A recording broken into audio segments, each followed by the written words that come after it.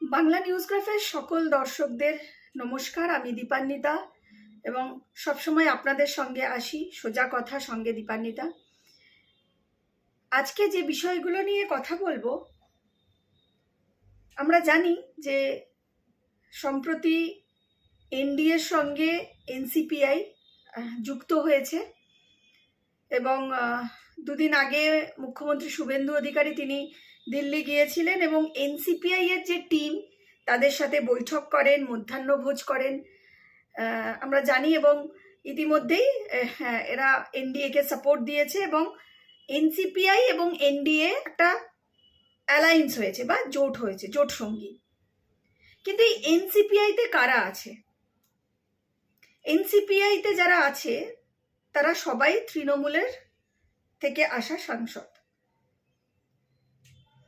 রচনা বন্দ্যোপাধ্যায় থেকে শুরু করে, জুন মালিয়া থেকে শুরু করে, সায়নী ঘোষ থেকে শুরু করে একাধিক জন, এবং সবাই এনসিপিআই এর মানে তৃণমূল থেকে আসা। তারা এখন বিজেপি জোট মানে এনডিএ জোট মানে এনডিএ সাপোর্টার মানে হচ্ছে বিজেপি ক্ষমতায় আসার আগে থেকেই কিন্তু বলা হতো বিজেপিকে ওয়াশিং মেশিন। কারণ সেই সময় যখন বিজেপি ক্ষমতায় ছিল না তখনও তৃণমূল থেকে যারা বিজেপিতে এসছে, যেমন সেই সময় মুকুল রায় এসছিলেন, তারপরে একাধিক জন এসছেন, সজল ঘোষ এসছেন, রুদ্রনীল ঘোষ এসছেন, এরকম একাধিক জন এসছে যারা তৃণমূল থেকে একদম বিজেপিতে এসছেন। এবং এখন কেউ কেউ আবার তাপস রায় এসছেন, তারা এখন মন্ত্রী, তারা এখন বিধায়ক। বিষয়টা হচ্ছে সেই সময় থেকেই একটা মোটামুটি একটা বিজেপিকে বলা হতো ওয়াশিং মেশিন, এবং তৃণমূল কিন্তু সেই সময় থেকেই বলতো বিজেপি ওয়াশিং মেশিন। এবং মুখ্যমন্ত্রী শুভেন্দু অধিকারী তিনিও তৃণমূল থেকে আসাই, তো সবাই তৃণমূলেরই। আর বিজেপিতে এলে ওয়াশিং মেশিনে ধুয়ে গিয়ে তাদের পূর্বে যে যত ধরনের দুর্নীতি আছে, যত ধরনের খারাপ কাজ আছে, যত ধরনের তাদের গায়ে যত কালি আছে সব ধুয়ে পরিষ্কার হয়ে সাফ হয়ে যায় এবং কোনো শাস্তি হয় না, অ্যারেস্ট হয় না। এটা কিন্তু আজকে বিজেপি ক্ষমতায় এসছে বলে, সরকারে এসছে বলে বলছে তা নয়। এটা কিন্তু যখন তৃণমূল সরকারে ছিল, মমতা বন্দ্যোপাধ্যায় মুখ্যমন্ত্রী ছিল, তখন থেকেই কিন্তু এই ট্রেন্ডটা চলে আসছে যে বিজেপি মানেই ওয়াশিং মেশিন। এবং তৃণমূল থেকে যত দুর্নীতিগ্রস্ত বা যাই হোক যারা আসে, দুর্নীতি নাও করুক, যারা আসে তারা সবাই এই ওয়াশিং মেশিনে ঢোকে এবং পরিষ্কার হয়ে সাফা হয়ে যায়। তো এই ট্রেন্ডটা আস্তে আস্তে চলতে চলতে 2026-এ যখন বিজেপি সরকারে এলো, তখন দেখা গেল, তখন হয়তো মানুষ ভেবেছিল এই ওয়াশিং মেশিনের যে তকমাটা বিজেপি পেয়েছে, এই এই এই যে বদনাম বলুন, তকমা বলুন বা যাই যেটাই বলুন না কেন, যে শিরোনামটা পেয়েছে ওয়াশিং মেশিন বলে, যে শিরোনাম বিজেপির সঙ্গে যুক্ত হয়েছে, সেটা হয়তো ক্ষমতায় আসার পর বিজেপি সেটাকে ঝেড়ে ফেলতে পারবে। কিন্তু দেখা গেল না, ঝেড়ে ফেলা তো দূরের কথা, উল্টে আরো বেশি করে ওয়াশিং মেশিন, বিজেপি যে ওয়াশিং মেশিন সেটা খুব সুন্দরভাবে প্রমাণিত করলো। এবং অবশ্যই বৃহত্তর রাজনীতি, বৃহত্তর স্বার্থে, বৃহত্তর রাজনীতির স্বার্থে এরকম ছোট্ট ছোট্ট ক্ষুদ্র ক্ষুদ্র বলিদান দিতে হয়। এবং সেই জন্যই নাকি এনসিপিআই এর একাধিক দুর্নীতিগ্রস্ত, চুরি করা, দুর্নীতি করা, তোলাবাজি করা, ডাকাতি করা একাধিক সম্পত্তি আছে, হ্যাঁ, সেই সমস্ত দুর্নীতিগ্রস্ত টিমটাকে বিজেপি হায়ার করে নিল এবং ওয়াশিং মেশিনে ঢুকিয়ে দিল। কারণ বৃহত্তর রাজনীতির স্বার্থে।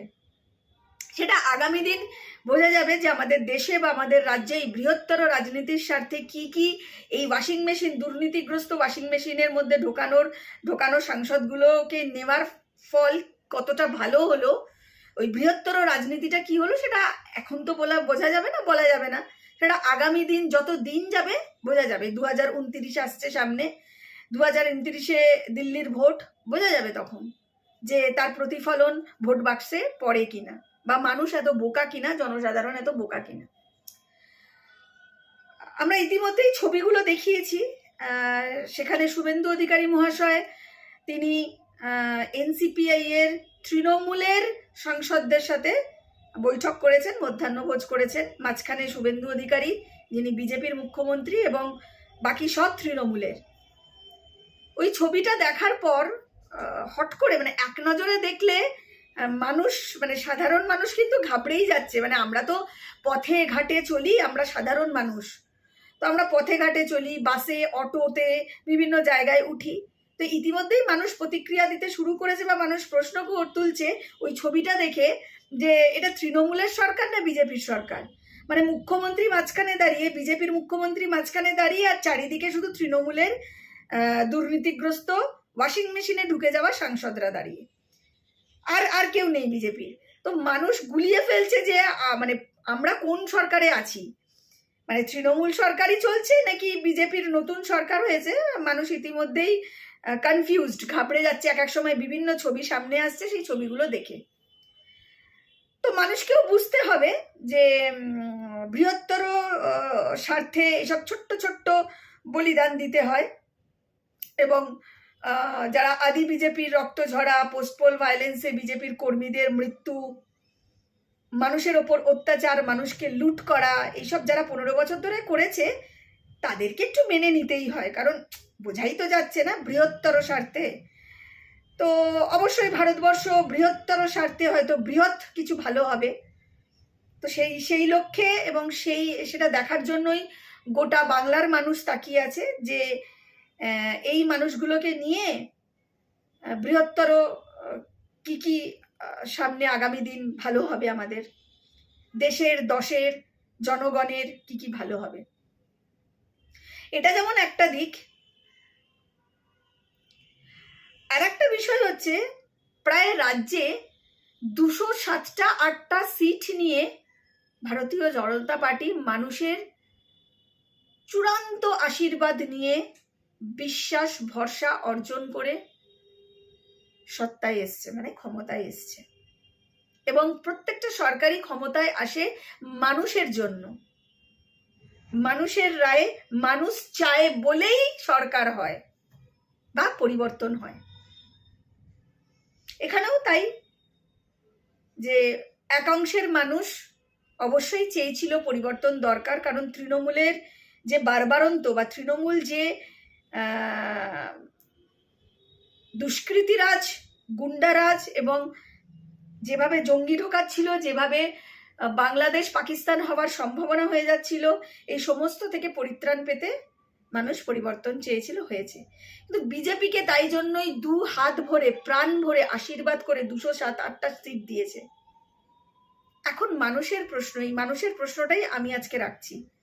মানুষের প্রশ্ন, 207টার ওপর সিট পেয়ে যে দল সরকার গঠন করেছে, যে দল মানুষের জন্য কাজ করবে বলে প্রতিশ্রুতি দিয়ে এসেছে, সেই দলের কি খুব প্রয়োজন আছে তৃণমূলের সব থেকে কারাপ্টেড লোকগুলোকে কোনো পদ দেওয়া, বা তাদেরকে ওয়াশিং মেশিনে ঢুকিয়ে দেবার, বা তাদের বিরুদ্ধে কোনো আইনি বা প্রশাসনিক কোনো পদক্ষেপ না নিয়ে, তাদেরকে অ্যারেস্ট না করে এখনো ছেড়ে রাখার? ববি হাকিং, আমরা জানি তারাতলার ঘটনার পর, অতগুলো প্রাণ চলে যাওয়ার পর মুখ্যমন্ত্রী নিজেও বলেছিলেন যে বিল্ডিংটা যেটা বানানো হয়েছে সেটা অবৈধভাবে বানানো হয়েছে, এবং সেটার প্ল্যান দেখতে হবে, সবটাই গন্ডগোলে, এবং যেভাবে করা হয়েছে প্ল্যানটা, সেখানেও ববি হাকিমের সই ছিল, সিগনেচার ছিল।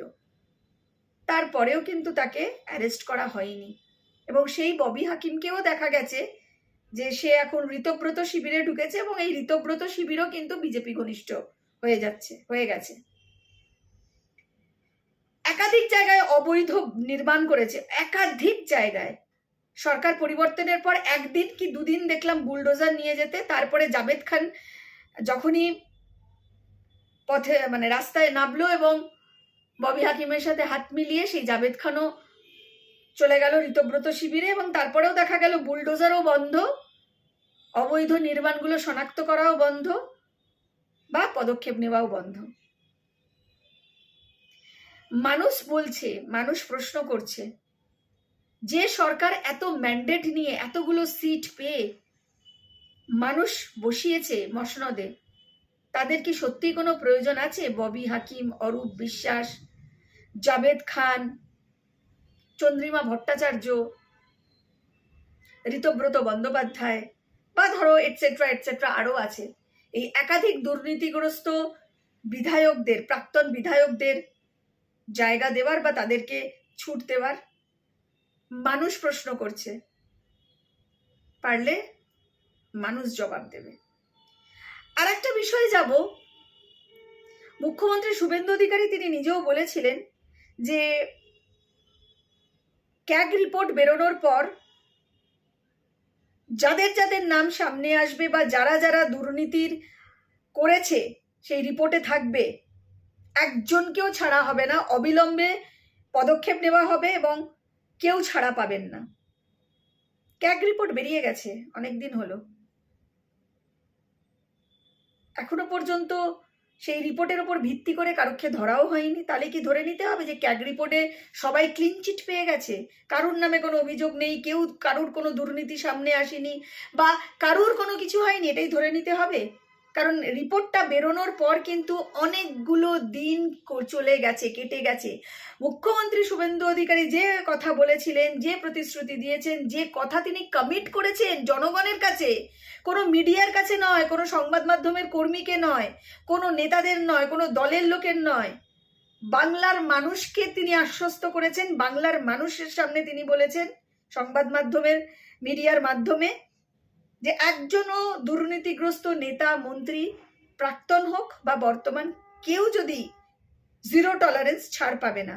তাহলে সেই রিপোর্ট বেরোনোর পর তো অনেকগুলো দিন কেটে গেল, অনেকগুলো দিন, 24 ঘন্টা, 48 ঘন্টা, 72 ঘন্টা শুধু নয়, অনেকগুলো দিন কেটে গেল, এখনো পর্যন্ত কারুকে ছোঁয়া পর্যন্ত হলো না।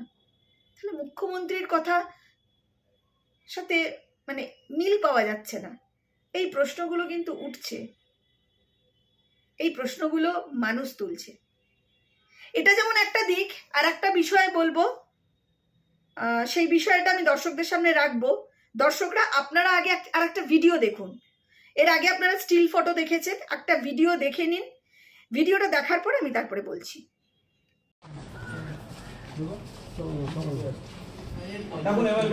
তৃণমূলের সঙ্গে তৃণমূলের সঙ্গে আমাদের কিসের মিটিং? আপনারা দেখুন, তৃণমূলের সাথে এখানে সেটিং চলছে। চোররা বসে আছে, তাদের সঙ্গে সম্বর্ধনা। সেটিং সম্বর্ধনা কোথায়? তৃণমূলের সঙ্গে আপনি কি সমীর জানার সঙ্গে সেটিং করছেন? তৃণমূলের সঙ্গে সেটিং। আচ্ছা, এখানে পরিমল বাবু কেন এসছে? পরিমল বাড়ি কে? এই পরিমল বাড়ি কে? পরিমল বাড়ি এখানে তৃণমূলের সাথে দেখো সেটিং চলছে। তৃণমূলের সাথে পরিমল বাড়ি কেউ নয়, বিগত এক্স উপপ্রধান উনি এসছেন এখানে।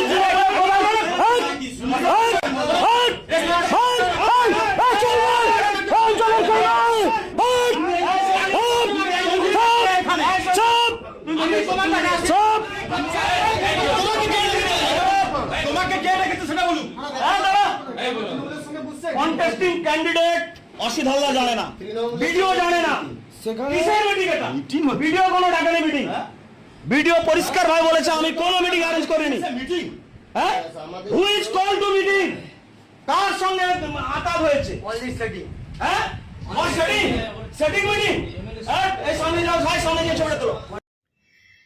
দর্শক বন্ধুরা, আপনারা ভিডিওটা দেখলেন। ভিডিওটা পাথর প্রতিম জায়গা, মানে সেখানকার ভিডিও, এবং সেখানে দেখা যাচ্ছে যে রীতিমতন ঘরে দরজা বন্ধ করে তৃণমূলের কাউন্সিলর বা তৃণমূলের লোকেদের সঙ্গে গোপন বৈঠক করা হচ্ছে এবং সেই বৈঠক করছে বিজেপির লোকেরা। সেটা ধরা পড়ে গেছে এবং বিজেপিরই একাংশ লোক, বিজেপির যারা আদি বিজেপি বা যারা অরিজিনাল বিজেপি বা বিজেপির আর একটা অংশ, মানে বিজেপি তো এখন বিভিন্ন লবিতে চলছে, আর একটা লবি, তারা কোনোভাবে সেই খবরটা পেয়েছে এবং সেই গোপন বৈঠকে ঢুকে ভিডিও করেছে, সেখানে চিৎকার চেঁচামেচি করেছে এবং কেন তৃণমূলের লোকেদের সাথে সেটিং করা, বারবার সেটিং সেটিং সেটিং, মানে সেটিং করা হচ্ছে বা কেন তাদের সাথে বৈঠক করা হচ্ছে, এই প্রশ্ন তুলছে বিজেপির লোকেরাই। এই ঘটনা কিন্তু পাথর প্রতিম নয়, বিভিন্ন জায়গায় ঘটছে। একদিকে শ্রমিক ভট্টাচার্য, দিলীপ ঘোষ তারা বলছেন যে বিজেপিতে তৃণমূলীকরণ হবে না, অন্যদিকে দেখা যাচ্ছে প্রত্যেকটা জায়গায়, শহর থেকে গ্রাম, জেলা, প্রত্যেকটা জায়গায় তৃণমূলের লোকেদের সাথে সেটিং করা হচ্ছে। কখনো তাদের দুর্নীতিগ্রস্ত চোরদেরকে মঞ্চে দেখা যাচ্ছে, বিধায়কদের পাশে দেখা যাচ্ছে, তাদের সাথে ছবি তুলতে দেখা যাচ্ছে, মালা পরতে দেখা যাচ্ছে, সম্বর্ধনা পাচ্ছে, কখনো গোপন বৈঠক করছে। আজকে সত্যি প্রশ্ন হচ্ছেটা কি? সবে 3টে মাস হয়েছে নতুন সরকার, হচ্ছেটা কি? মানুষ প্রশ্ন তুলছে, ইতিমধ্যেই তুলছে, হচ্ছেটা কি? সত্যি আপনারা দর্শকরা বলুন, এইগুলো দেখার জন্য কি মানুষ পরিবর্তন করেছিল? আজকে আমরা হিন্দুরা, আমরা সনাতনীরা শুধুমাত্র তো নিজেদের সনাতন অস্তিত্ব, নিজেদের ধর্মটাকে বাঁচানোর জন্য বিজেপিকে এনেছিলাম তা না, মানুষ এনেছিল তা নয়। সেটা যেমন একটা কারণ, বড় কারণ, সেরকম আরো অনেক কারণ ছিল। দুর্নীতিমুক্ত পশ্চিমবাংলা, শিল্পযুক্ত পশ্চিমবাংলা, উন্নয়ন, স্বাস্থ্য ব্যবস্থা পশ্চিমবাংলা, চাকরি পাওয়া পশ্চিমবাংলা, উন্নত শিক্ষা ব্যবস্থা পশ্চিমবাংলা, এবং জিনিসের দাম কমা। তার মধ্যে 3-4টে জিনিস মেনশন করেছিল সেই সময় কিন্তু বিজেপি সরকার, মানে বিরোধী বিজেপি দল ক্ষমতায় আসার আগে। একটা হচ্ছে গ্যাসের দাম কমবে, একটা হচ্ছে 200 ইউনিট ইলেকট্রিকের সাশ্রয় হবে, বিল কমানো হবে, 200 ইউনিট ফ্রি দেওয়া হবে। 3 নম্বর, মূল্য বৃদ্ধিটাকে কন্ট্রোল করা হবে। অনেকগুলো বিষয় ছিল, অনেক কিছু বিষয় নিয়ে কিন্তু বিজেপিকে আনা হয়েছিল।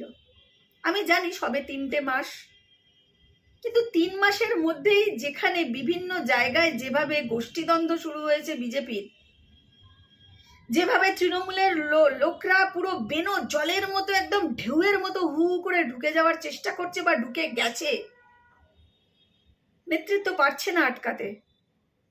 তাহলে এটা ডাবল স্ট্যান্ডার্ড গেম খেলা হচ্ছে নাকি বাংলার মানুষের সাথে? একদিকে নেতৃত্ব বলছে তৃণমূলীকরণ হবে না, দরজা বন্ধ, কেউ ঢুকছে না, ঢুকবে না। অন্যদিকে আবার বিধায়করা তলে তলে ঢুকিয়েও দিচ্ছে। হ্যাঁ, ইতিমধ্যেই বিজেপির 22 জনকে সাসপেন্ড করা হয়েছে এবং অনেককেই শোকজ করা হয়েছে। প্রায় 200 জনের ওপরে শোকজ করা হয়েছে, 22 জনকে সাসপেন্ড করে দেওয়া হয়েছে। কিন্তু আমি মনে করি, বা জনগণ চাইছে, বিজেপি সরকার কোনো তৃণমূলের সাথে যুক্ত না হয়ে মানুষের আশীর্বাদে 207টার ওপর সিট পেয়েছে। তারা নিজেরাই যথেষ্ট, তাদের নিজস্ব কর্মী, নিজস্ব নেতা, নিজস্ব সমস্ত কিছু দিয়ে সংগঠন আরো শক্তিশালী হচ্ছে, শক্তিশালী হবে আগামী দিনে। এবং মানুষকে না ঠকিয়ে, জনগণকে না ঠকিয়ে যে সোনার বাংলার আশ্বাস দিয়েছে, সেই সোনার বাংলার পথে শুভেন্দু অধিকারী মহাশয় এবং তার সরকার মানুষের আস্থা অর্জন করে, মানুষের বিশ্বাস ভঙ্গ না করে আগামী দিন যদি এগিয়ে যায়, সত্যি এই সরকারের উপরে আস্থা বাড়বে মানুষের, এবং বিশ্বাসও বাড়বে।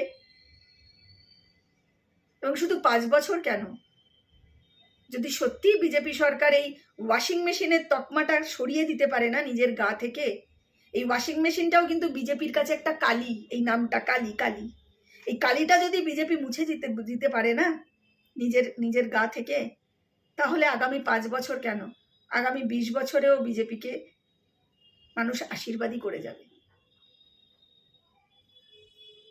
সুতরাং দর্শক বন্ধুরা, আপনারা বলবেন, আপনারা জানাবেন যে এনসিপিআই এর সাথে এনডিএর এই যুক্ত হওয়া যে বৃহত্তর স্বার্থ, সেই স্বার্থকে আপনারা কতটা সমর্থন করছেন। এবং এই ববি হাকিম, অরূপ বিশ্বাসদের মতন, যিনি কিনা মিনি পাকিস্তানের কথা বলেছিলেন, হিন্দুদেরকে অভাগা বলেছিলেন, এই ধরনের মানুষদের, যারা কর্পোরেশনটাকে চুরি করে পুরো ফাঁকা করে দিয়েছেন, এই ধরনের মানুষদের কি সত্যি ছেড়ে রাখা উচিত? সুজিত বোস যদি জেল খাটতে পারে, ববি হাকিম, জাভেদ খান, একাধিক, অরূপ বিশ্বাস, এদের কি ছেড়ে রাখাটা উচিত? দর্শক বন্ধুরা, আপনারা কমেন্টস করবেন, জানাবেন, আপনাদের মতামত দেবেন, এবং আমরা সকলেই চাই একটা সুস্থ, একটা শৃঙ্খলাবদ্ধ সমাজ গড়ে তুলতে, এবং এই বিজেপি যে প্রতিশ্রুতি দিয়েছিল সেই প্রতিশ্রুতিগুলো ভঙ্গ না করে, মানুষকে না ঠকিয়ে একটা সুস্থ সোনার বাংলা উপহার দিতে। নমস্কার।